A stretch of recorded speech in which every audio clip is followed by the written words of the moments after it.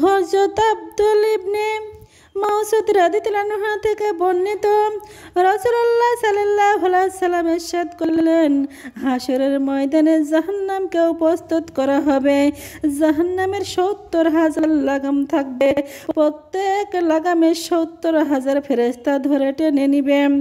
হযরত ইবনে আব্বাস রাদিয়াল্লাহু আনহু বললেন, ফেরেশতারা যদি লাগাম ছেড়ে দেয় তাহলে ভালো মন্দ সমস্ত মানুষকে গ্রাস করে ফেলবে। অপরাধীরা জাহান্নাম থেকে ১০০ বছর দূরে থাকলেও জাহান্নামকে দেখতে পাবে, জাহান্নামও তাদেরকে দেখবে।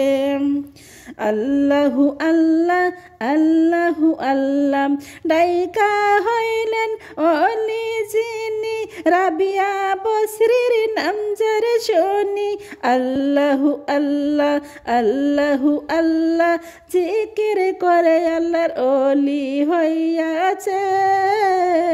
আল্লাহু আল্লাহ আল্লাহু আল্লাহ ডাইকা হইলেন অলি যিনি, শাহজালাল নাম যারে শুনি। সুরমা নদী পার হয়ে যায় বিছানার উপর। আল্লাহু আল্লাহ আল্লাহু আল্লাহ আল্লাহু আল্লাহ আল্লাহু আল্লাহ। আল্লাহু আকবার।